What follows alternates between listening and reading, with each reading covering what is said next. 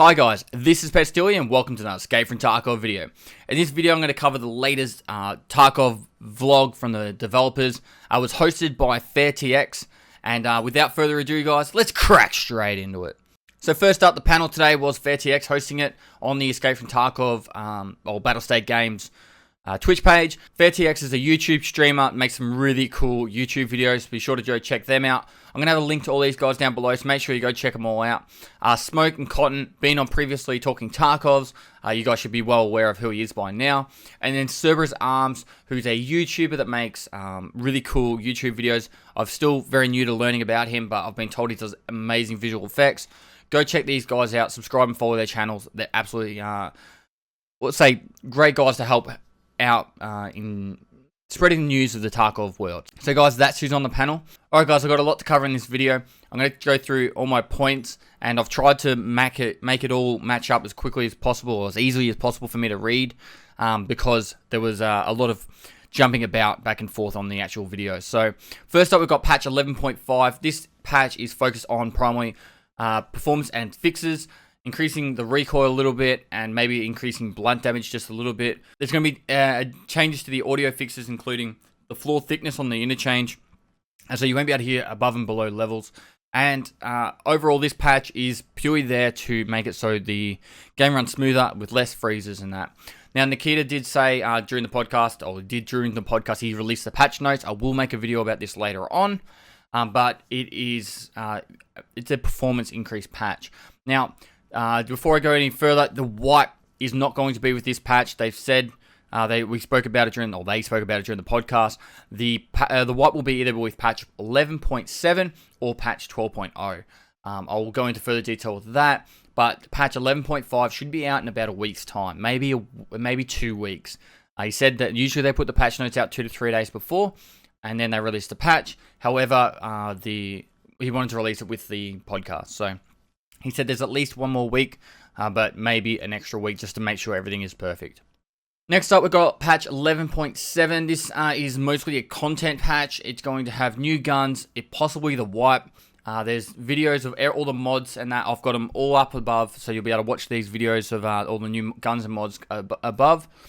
The keycard is going to be required from this patch onwards to get into labs, and it's going to be attainable from either the scav bosses or via the traders. You'll be able to purchase them, and they'll be up on the flea market, and that's how the price will be regulated. So if you want to buy one of these, you can either get it from the trader, or the people will buy them out and put them straight up on the flea market. That's be the other option. And then lastly, obviously from the scav bosses. Now, patch 11.7 should be around 2 to 3 weeks after patch 11.5. That's what Nikita said at least.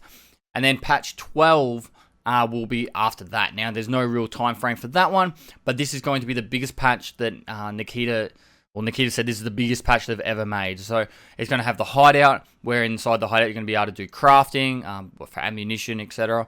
Weapon build management, so you'll be able to do one-click loadouts. You'll be able to buy, or you'll be able to make out a specific loadout and then just one click and it's done. There'll be 1 or 2 bosses added, locations, gear, guns, and it'll be the biggest patch ever. So it's going to be a massive patch. Really looking forward to that one as well. All the patches I look forward to, but if the wipe doesn't happen for 11.7, it'll be with patch 12, and so that's going to be a major turning point in the game either way. Now, there was discussion about the Unity 2018 engine. They are trying to move towards getting onto that engine. Once they do, it will increase the ability for them to bug fix and find errors within the game. Still no date on when that actually is going to be finally implemented, but that is what they are working on. Nikita brought up they're going to look into the way of making a post-raid report, say via therapist, or say via trader, where you'll be able to get the post-raids, like information of what actually happened. You'll even be able to get clips and stuff like that, so you actually be able to see different angles of how you died, which is kind of cool. I like the idea of that. It'll be obviously after the raid's completely finished, and you'll get it via the mail. Now, with voice over IP, they're working on this. It's not too far away to being implemented. It's going to be proximity based. You're not going to be able to hear it throughout the whole map, and so therefore it's going to give you the opportunity to turn it off and on, and you'll only be able to hear the people close by. Now, this will also give you a way if you're actually talking via voice over IP. So if someone is trying to spam your channel or you stream or whatever, it's just going to make it easier for you to find them and kill them. So that's another option at least, and a defense to it. But you will be able to turn it off. There was considerable talk about the anti-cheat. A patch recently that was just not labeled as a technical patch was a major anti-cheat update. They are always working on implementing, increasing their anti-cheat for the game, and to make it so less cheaters are in the game. So I know there's a lot of questions about that, and that's the answer we got, which is good. They're always going to keep working on it, and that's what we want. Now, I'll have video imagery, obviously, still playing above of all the new imagery in that, so you guys can check it out. But the first one that was the major talking point was the military base. There's going to be stationary weapons, grenade launchers, MGs that'll be mountable. There'll be a new boss that's going to be a different behavior compared to the other bosses. Nikita said that every boss in the game is going to have their own way of reacting. And so with this one, it's going to be more of a defensive behavior, not trying to charge in like, say, Reshala or Killer does. Now, every extract within the military base is going to have its own objectives that will require a certain thing to happen to be able to extract, or you have to pay money. So there's not going to be an easy way to get out of this map, which is really cool. Might prevent some hatcheting, I don't know, but it will actually make it difficult to be able to get out with a full load of loot. Now, there's going to be plenty of new gear put into the game, customizable body armor and rigs that you'll be able to set up however you want. The Kibber store is going to be buffed again, which is sick, because really, like, at the moment you go in there, there's not really much in there. There's going to be a new Vapour Hunter, which is a VPO 101. It's a 7.62 by 51 carbine. The way it works, it's kind of like a cross of a Mosin with an SKS. It's going to be a semi-auto where you'll be able to just double tap someone in the chest using the LPS GZH rounds, which will two-tap someone quite easily in the chest. I feel like this is going to be the meta, and I don't know how they're going to manage this gun where it's going to be, I guess, rather cheap to buy, yet and easy to obtain, that it's going to pretty much run the game. I don't know why you'd use any other gun that's semi-auto besides this one, because of the actual damage it will do. I guess we'll have to wait and see how they're going to manage that, but it's going to be a game changer, to be honest. There's the P90 coming with patch 12, and also the 5.7. I'm fairly confident, you can correct me if I'm wrong, they use the same ammunition, and that's why they're releasing them at the same time. The P90 is going to be super customizable, which is really cool. There's going to be the KS-23 shotgun, which is a Russian shotgun.